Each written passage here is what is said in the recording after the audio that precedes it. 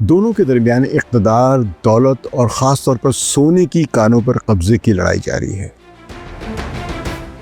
Sudan کی اس خانہ جنگی کے پیچھے اصل محرک محض نسلی یا سیاسی اختلافات نہیں ہیں، بلکہ گولڈ یعنی سونا ہے۔ سوڈان کا سونا دبئی پہنچ کر ڈھل جاتا ہے اور اپنی شناخت کھو دیتا ہے۔ سرمایہ کاری کے ذریعے قبضہ، مالی اثر کے ذریعے تابعداری اور تجارت کے نام پر سیاسی غلبہ۔ جب تک جنگ کو فائنینشل آکسیجن ملتی رہے گی، سوڈان میں امن کی سانس دبتی رہے گی۔ سوڈان صرف سونے کی نہیں بلکہ انسانیت کے ضمیر کی سرزمین ہے۔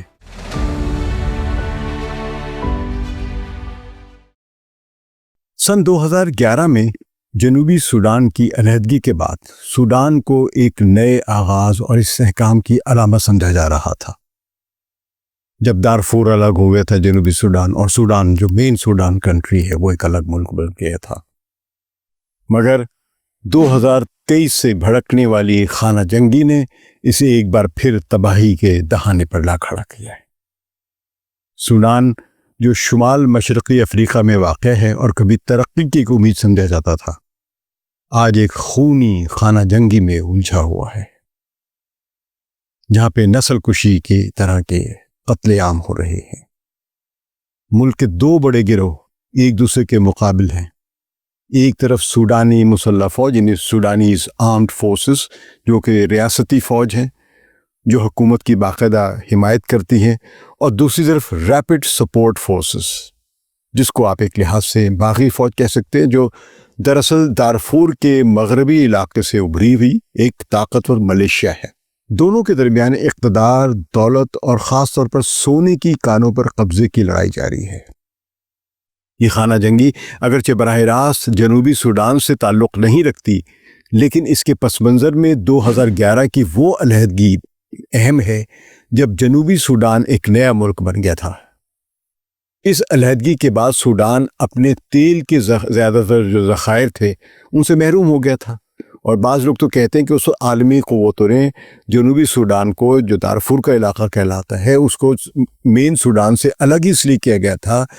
کہ تاکہ جنوبی سوڈان کے تیل کے کنووں پر بین الاقوامی کمپنیاں اپنا قبضہ کر سکیں۔ تو اس طرح جب سوڈان اس تیل کی دولت سے محروم ہو گیا تو اس کمی کو پورا کرنے کے لیے حکومت نے سونے اور دوسرے جو ہے معدنی وسائل ان کو ایکسپلور کرنا شروع کیا، اور یہی وسائل اب جنگ کا اصل سبب بن گئے ہوئے ہیں۔ دارفور جو سوڈان کے مغرب میں واقع ہے اور عرصہ دراز سے محروم علاقہ سمجھا جاتا تھا، RSF جو ہے وہ اسی ماحول میں وہاں اس کی بنیاد بنی، یعنی اس لڑائی کے دوران جب دارفور میں کچلا جا رہا تھا وہاں کے علیحدگی پسندوں کو، تو اس وقت ایک RSF نامی ایک ملیشیا بنائی گئی تھی۔ تو آج یہی خطہ جو ہے اس خانہ جنگی کا سب سے بڑا ایک سبب بنتا ہے۔ تو سوڈان کے دارفور کے علاقے میں الفاشر میں حالیہ خانہ جنگی یعنی 2025 کے ابھی جو چند دنوں پہلے ہوئی ہے، اس میں ہزاروں شہری ہلاک ہوئے ہیں اور زخمی ہوئے ہیں، لاکھوں افراد بے گھر ہوئے اور بہت سارے لوگ پھنسے ہوئے ہیں، نکلنا چاہ رہے ہیں۔ تو بین الاقوامی جو کریڈیبل رپورٹس ہیں ان کے مطابق، جیسے کہ ہیومن رائٹس واچ ہے یا اقوام متحدہ کے انسانی حقوق کے ادارے جو ہیں، وہ بتاتے ہیں کہ ہلاکتیں اور تباہی بنیادی طور پر ریپڈ سپورٹ فورس کی کارروائیوں کے نتیجے میں ہوئی ہیں، جن پر بعض ذرائع کے مطابق، بلکہ جو سوڈان کی حکومت ہے وہ تو براہ راست الزام لگاتی ہے کہ اس کے پیچھے متحدہ عرب امارات کے جو ان سے RSF کے ساتھ جو تعلقات ہیں وہ ذمہ دار ہیں اس قیام کے۔ اگرچہ متحدہ عرب امارات کی حکومت جو ہے وہ ان الزامات کی تردید کرتی ہے۔ ان مالی معاونات کے الزامات کی مکمل قانونی تصدیق نہیں ہو پائی ہے، کیونکہ ظاہر بین الاقوامی الزامات جو ان کے اکثر ثبوت جو ہوتے ہیں وہ سامنے کھلی قسم کے شواہد نہیں ہوتے ہیں، لیکن حالات طے کرتے ہیں کہ یہ کیا ہو رہا ہے۔ اچھا، یہ جب قانونی تصدیق نہیں ہوئے اور متحدہ عرب امارات جو الزامات کی تردید بھی کر رہا ہے، مگر یہ واضح ہے کہ RSF کی عسکری کارروائیوں نے انسانی حقوق کی سنگین خلاف ورزی اور نسلی بنیادوں پر روانڈا جیسا ڈرامہ کھڑا کر دیا گیا۔ 90 کی دہائی میں روانڈا میں 8 لاکھ سے زائد انسان جو تھے وہ چند مہینوں میں بلکہ کہنے کے لقمہ اجل بن گئے تھے ایک سول وار کی وجہ سے اتنا بڑا ہولوکاسٹ کہہ لیں یا دنیا نے اس طرح کا نہیں دیکھا تھا۔ اقوام متحدہ کے جو انسانی حقوق کے دفتر کے مطابق 2025 کے وسط تک 15,000 سے زیادہ عام شہری ہلاک ہو چکے ہیں۔ الزامات بہت سارے لگ رہے ہیں کہ شاید یہ 10,000 سے بھی زیادہ ہیں ایک ہی ہفتے میں، یا 20,000 سے بھی زیادہ ہے، لیکن جو اقوام متحدہ کے اعداد و شمار وہ یہ بتا رہے ہیں کہ اس وقت تک 15,000 شہری ہلاک ہو چکے ہیں۔ یہ جو کم تعداد نہیں ہے، جبکہ لاکھوں لوگ بے گھر ہو گئے ہیں۔ اور یہ بات ہیومن رائٹس واچ نے اپنی تازہ رپورٹ سوڈان ایتھنک کلینزنگ ان دارفور میں لکھا ہے۔ RSF اور اس کے اتحادیوں نے غیر عرب نسلی گروہوں پر منظم حملے کیے ہیں جنہیں نسل کشی کے مترادف قرار دیا جا سکتا ہے۔ دارفور کے ایک مقامی گاؤں میں پیش آنے والا واقعہ خاص طور پر دل دہلانے والا واقعہ تھا، جہاں سینکڑوں خاندانوں کو گاؤں سے نکال کر گھروں کو آگ لگا دی گئی اور باہر لوگوں کو ماری گئی۔ الجزیرہ کی رپورٹ ہے 2025 کی، جو اس کے مطابق RSF نے اور اس کے جو جنگجو ہیں انہوں نے اپنی کارروائیوں کی ویڈیوز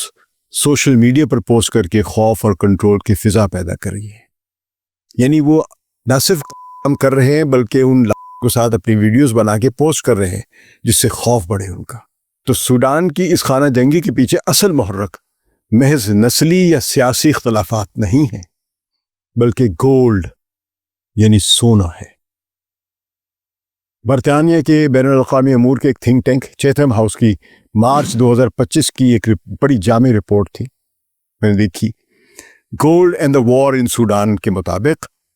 2024 میں سوڈان نے تقریباً 64 ٹن سونا نکالا، جس میں سے 97% قانونی طور پر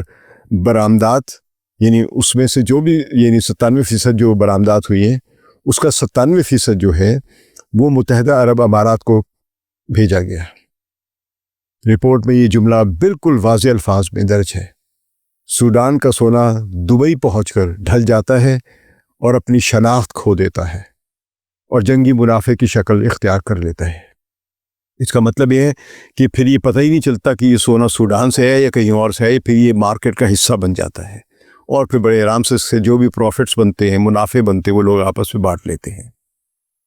یہی وہ نقطہ ہے جہاں سوڈان کی داخلی جنگ ایک عالمی مفادات سے جڑتی ہے۔ ریپڈ سپورٹ فورس کے سربراہ محمد حمدان دقلو، جنہیں عام طور پہ حمیدتی کہا جاتا ہے، دارفور کے ان علاقوں پر قابض ہے جہاں سونے کی بڑی بڑی کانیں واقع ہیں۔ آسٹریلیا کا ایک اخبار ہے دی نیشنل ٹائمز،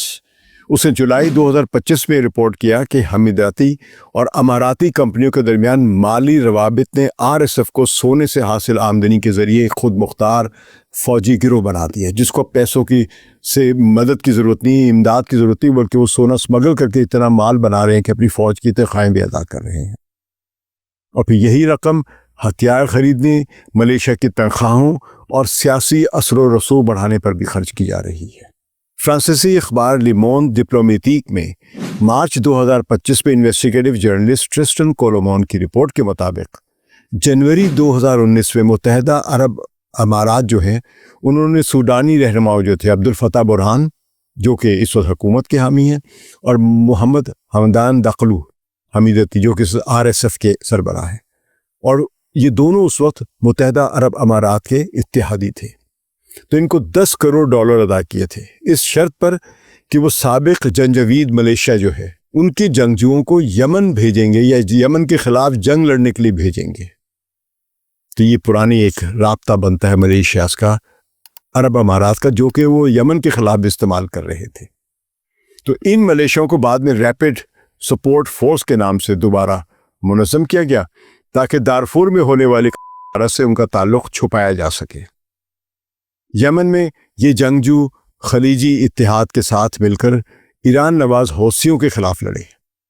جس کی فنڈنگ UAE نے کی تھی۔ بعد ازاں جب برہان اور حمیدتی کے درمیان جنگ چھڑ گئی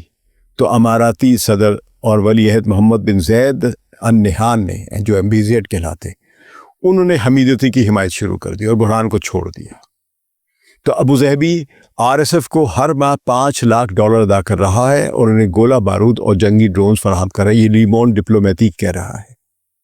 دوسری جانب یہی اخبار یہ بھی کہہ رہا ہے کہ دوسری جانب ایران اور مصر سوڈانی مسلح افواج کو ہتھیار مہیا کر رہے ہیں، جبکہ روس جو پہلے حمیدتی کی حمایت کرتا رہا ہے اور اسے ویگنر گروپ، یہ جو افریقی کور کہلاتی، روس کے جو سمجھے مرسنریز جو ہیں، جو کرائے کے فوجی ہیں روس کے، جن کو اب افریقی فوج یا افریقی کور کہا جا رہا ہے، وہ ان کے ذریعے ان کی مدد کرتا رہا حمیدتی گروپ کی۔ تو اب روس کے یہ جو ویگنر گروپ جو ہے یا افریقی کور کہہ لیں، اب دونوں فریقوں کے ساتھ تعلقات برابر رکھنے کی کوشش کر رہے ہیں۔ ایک ہیجنگ ہوتی کہ پتہ نہیں یہ جیت جائے یا وہ جیت جائے، تو لہذا دونوں سے بنا کے رکھو، یہ روس کی پالیسی ہے۔ سعودی عرب، ترکی اور قطر بھی اس تنازع میں مداخلت کر رہے ہیں تاکہ خطے میں اپنا اثر و رسوخ بڑھا سکیں۔ اب ریڈ سی بہت امپورٹنٹ بن چکا ہوا ہے، خاص طور پہ حوثیوں کی طاقت کی وجہ سے۔ ٹرسٹن کولومون کی رپورٹ کے مطابق خلیجی ممالک کا بنیادی مقصد سوڈان میں استحکام پیدا کرنا ہے اور جنگ کو ہمسایہ ممالک تک پھیلنے سے روکنا ہے۔ ساتھ ہی وہ اپنی غذائی سلامتی بھی یقینی بنانا چاہتے ہیں، کیونکہ قطر جیسے ممالک سوڈان کی زرعی زمینیں کرائے یا ملکیت میں لے کر اپنی آبادی کے لیے خوراک اگاتے ہیں۔ اب سوڈان کا ایک یہ بھی استعمال ہے، سوڈان ایک ایسی کالونی بن رہا ہے جہاں پہ یہ ممالک جو اپنے ملکوں میں کاشت نہیں کر سکتے ماحول کی وجہ سے، گرمی کی وجہ سے، ریت کی وجہ سے، تو وہ سوڈان جیسے علاقوں میں کھیت خرید رہے ہیں، زمینیں خرید رہے ہیں، تاکہ یہاں پہ گندم، بارلے، جو یا پھل جو بھی اگتے ہیں ان کو یہاں پہ اگا کر اپنے ملکوں کی جو فوڈ سیکورٹی اس کو مستحکم کریں۔ تاہم امارات اور روس کے لیے سب سے بڑی ترجیح سوڈان کی سونے کی تجارت ہے اور اس پر کنٹرول حاصل کرنا ہے، کیونکہ سوڈان افریقہ کا تیسرا بڑا سونا پیدا کرنے والا ملک ہے۔ قطر بھی اس معاملے میں سرگرم ہے، اور جو کولومن کی جو رپورٹرز کے مطابق جو ان کو ذرائع نے بتایا ہے کہ دوحہ نے سوڈان کے مرکزی بینک کو $1 ارب منتقل کیے تاکہ سوڈانی پاؤنڈ کو سہارا دیا جا سکے اور دونوں ممالک کے درمیان سونے کی تجارت کو فروغ ملے۔ یہ قطر بھی چاہ رہا ہے۔ سونا اب سوڈان کے لیے دولت نہیں رہا بلکہ تباہی کی علامت بن چکا ہے۔ ٹوڈے RTL لکسمبرگ ایک اخبار ہے لکسمبرگ کا، اس نے نومبر 2024 میں بتایا تھا کہ سوڈان کے نصف سے زیادہ سونے کی پیداوار سمگل کی جاتی ہے۔ یہ سمگلنگ RSF کے زیر اثر گروپوں کے ہاتھوں میں ہے جو اسے چاڈ، مصر اور جنوبی سوڈان کے راستے دبئی منتقل کر رہے ہیں۔ دبئی جو خود آج کا ٹریڈ سینٹر ہے، بہت بڑا فائنینشیل اور گلوبل فائنینشیل مارکیٹ کا ایک مرکز، جو بڑے بڑے مراکز ان میں سے ایک ہے، دراصل افریقہ کا جو غیر قانونی سمگل ہونے والا جو سونا ہے اس کا کاروبار کا مرکز بن چکا ہوا ہے۔ یہ امریکہ کا بڑا ایک تحقیقی ایک میگزین ہے فارن افیئرس، اسے 2024 میں اپنی report the UAE secret war in Sudan, اس میں انکشاف کیا تھا کہ 2022 میں متحدہ عرب امارات نے صرف سوڈان سے 60 ٹن سے زیادہ سونا درآمد کیا، جس کی مالیت اربوں ڈالر میں بنتی ہے۔ یہ سونا دبئی کی ریفائنریز کے جو نظام ہے اس میں شامل ہوتے ہیں، یعنی وہاں پہ یہ ڈھل جاتے ہیں اور پھر ایک قانونی حیثیت اختیار کر لیتے ہیں، جس سے اماراتی گولڈ مارکیٹ کو ایک مزید دولت ملتی ہے اور عالمی اثر و رسوخ بھی حاصل ہوتا ہے۔ یہ اعداد و شمار بتاتے ہیں کہ امارات کے لیے سونا صرف ایک قیمتی دھات ہی نہیں بلکہ طاقت کا، ایک مالیاتی طاقت کا بھی ایک ذریعہ ہے۔ دبئی دنیا کے سب سے بڑے گولڈ مارکیٹس میں شامل ہے اس وقت۔ ورلڈ بینک کے تجارتی ڈیٹا کے مطابق 2023 میں امارات نے سوڈان سے تقریباً 17,000 کلو گرام یعنی 17 ٹن سونا درآمد کیا تھا، اور صرف 2025 کی پہلی ششماہی میں یعنی پہلے ہاف میں دبئی نے سوڈانی سونے کی قیمت جو قانونی برآمدات سے، یعنی جو صرف قانونی برآمدات ہوئی ہیں، اس سے $840 ملین کمائے۔ مالیت نہیں، اتنی ان کو پروفٹ ہوا۔ اس کا مطلب ہے کہ سونے کو بہت کم قیمت پہ سوڈان سے لایا جاتا ہے اور یہاں پر اس کی جو بھی عالمی منڈی میں مارکیٹ میں جو پرائس ہوتی ہے اس کے مطابق فروخت کیا جاتا ہے، اس سے ان کو $840 ملین کا منافع ہوا۔ یہ بات اسٹریٹ ٹائمز سنگاپور نے رپورٹ کی تھی جولائی 2025 میں۔ اس کے برعکس سوڈان کے اپنے عوام کو ان وسائل کا کوئی فائدہ نہیں۔ دارفور کے ایک on line news portal Darfur 24 کے مطابق 2020 سے 2022 کے درمیان افریقہ سے 2,500 ٹن سونا متحدہ عرب امارات منتقل ہوا ہے۔ یہ ان کا ایک قیاس ہے، اس کی سائنٹیفک اس اعداد و شمار کی بیسس نہیں ہے، لیکن انہوں نے اس کو قانونی، غیر قانونی، چھوٹے اسمگلر، بڑے اسمگلر، ان کے ذریعے جو اتنا سونا اسمگلرس کو انہوں نے ایک ایسٹیمیٹ لگایا ہے 2,500 ٹن سونا، اور جس کی مالیت ان کے بقول $115 ارب بنتی تھی۔ یہ وہ دولت ہے جو سوڈان کے اسکولوں، ہسپتالوں اور شہری ڈھانچے کو بہترین بنا سکتی تھی، مگر اب جنگی مشینری کی طاقت بن چکی ہوئی ہے۔ تب یہ سوال یہ پیدا ہوتا ہے کہ امارات کو سوڈان میں اتنی دلچسپی کیوں ہے؟ دراصل ابوظہبی اور دبئی اپنی معیشت کو تیل پر جو ان کا انحصار ہے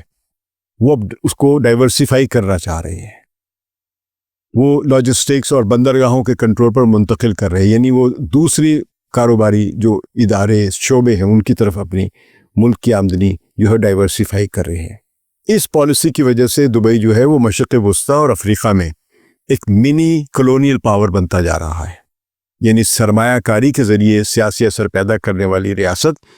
اور وہ اس کے ذریعے جو کمزور ممالک ہیں ان کے وسائل پر اور ان کی طاقت پر، ان کے معدنی جو دولت ہے اس پر قبضہ کر رہا ہے۔ یہی کام وہ لیبیا میں بھی کیا ہے، سیریا میں بھی کیا ہے، اور افریقہ کے دوسرے ممالک میں بھی، لیکن سوڈان میں کیونکہ بہت زیادہ تیل کی دولت ہے اس لیے وہ اس پر کام کر رہے ہیں، اس کو کالونی کے طور پہ استعمال کر رہے ہیں، ایک نو آبادیاتی بنا لی اپنی، اور اس پر امریکہ اور دوسرے جو عالمی طاقتیں ہیں وہ خاموش ہیں۔ بیانات آتے رہتے ہیں لیکن عملی طور پہ جو اتحادی ہے متحدہ عرب امارات ان کا، اس کو انہوں نے روکنے کی کوشش نہیں کی۔ تو فرانس کا جو موقر جریدہ جس کا میں نے بھی ذکر بھی کیا ہے، اس کا لیموند افریقی کے آن لائن جو افریقہ کا ایڈیشن ہے اس کا نام ہے لیموند افریق، تو اس نے اپریل 2025 میں لکھا تھا سوڈان غیر ملکی طاقتوں کی لالچ کا شکار ہے، خاص طور پر اماراتی مفاد نے جنگ کو طویل کر دیا ہے، اور اسی رپورٹ میں مزید کہا گیا ہے کہ اماراتی سرمایہ کاری نے ریڈ سی کے ساحلی علاقوں میں زرعی زونز اور صنعتی مراکز کی شکل میں ایک طاقتور سیاسی اثر پیدا کر لیا ہے۔ سوڈان کی بندرگاہ ابو علامہ پورٹ اور مجوزہ اقتصادی زون اسی اماراتی منصوبے کا حصہ ہے، اور ویکیپیڈیا کی اپ ڈیٹ جو تازہ کی ہونا اس کے مطابق سوڈان یو ای ریلیشنز اس عنوان کے تحت جو انہوں نے اپ ڈیٹ کی، اس کے مطابق منصوبے یہ جو ہیں یہ امارات کو مشرقی افریقہ میں فوجی اور تجارتی رسائی فراہم کرتے ہیں، جو اس کی اسٹریٹجک پالیسی کا بنیادی جزو ہے۔ بینکاک پوسٹ جو ہے اس نے جون 2025 میں شائع کیا کہ پچھلے 2 سالوں میں سوڈان نے سونے کی پیداوار میں اضافہ کیا ہے، مگر نصف سے زیادہ سونا اب بھی اسمگل ہوتا ہے، جس سے ظاہر ہوتا ہے کہ یہ تجارت شفاف نہیں ہے، اور یہ سب سونا دبئی کی مارکیٹ میں گم ہو جاتا ہے۔ یہ سب کچھ صرف معاشی مسئلہ نہیں بلکہ انسانی المیہ بھی ہے۔ اقوام متحدہ کے اعداد و شمار کے مطابق 25 لاکھ سے زیادہ سوڈانی اب ہمسایہ ممالک میں پناہ گزین ہیں۔ ہزاروں بچے غذائی قلت اور بیماریوں کا شکار ہیں، اور ایسوسی ایٹڈ پریس جو نیوز ایجنسی اس نے اپریل 2025 میں یہ لکھا تھا کہ سوڈانی انسانی حقوق کے جو بھی وکلا ہیں انہوں نے امارات کے خلاف بین الاقوامی عدالت میں جنگی امداد کے الزامات کے تحت مقدمہ دائر کیا، مگر امارات نے عدالت کی جیورسڈکشن کو تسلیم کرنے سے انکار کر دیا، جس کے باعث کیس بیٹھ گیا ہوا ہے۔ وکلا کام کر رہے ہیں۔ یہ صورتحال عالمی ضمیر کے لیے اب چیلنج بنتی جا رہی ہے۔ تو اس پر لیمون افریق جو ہے اسے اپنی اختتامی تجزیے میں لکھا، یہ جنگ صرف طاقت کی نہیں بلکہ وسائل کی جنگ ہے، ایک ایسی جنگ جس میں سونا، سیاست اور بیرونی لالچ ایک دوسرے سے جڑے ہوئے گتھم گتھا ہے۔ جب ہم یہ سب دیکھتے ہیں تو ایک تلخ حقیقت سامنے آتی ہے کہ ہر گرام سونے کا جو دبئی کی مارکیٹ میں پہنچتا ہے اس کے پیچھے کسی نہ کسی سوڈانی گاؤں کی تباہی، کسی بچے کی بھوک یا کسی ماں کی گود اجڑنے کا دکھ چھپا ہوا ہے۔ بلڈز ان سونے میں بہہ رہا ہے۔ امارات اپنی اس پالیسی کو معاشی استحکام کہتا ہے، مگر حقیقت میں یہ ایک نو آبادیاتی ماڈل ہے، نیو کلونیل ماڈل ہے۔ سرمایہ کاری کے ذریعے قبضہ، مالی اثر کے ذریعے تابع داری اور تجارت کے نام پر سیاسی غلبہ، جیسے کہ چیتم ہاؤس نے اپنی رپورٹ کے آخری حصے میں لکھا ہے۔ جب تک جنگ کو فائنینشیل آکسیجن ملتی رہے گی، سوڈان میں امن کی سانس دبتی رہے گی۔ لہذا سوڈان صرف سونے کی نہیں بلکہ انسانیت کے ضمیر کی سرزمین ہے، جہاں پہ سونے کی تجارت کے ذریعے انسان کو کیا جا رہا ہے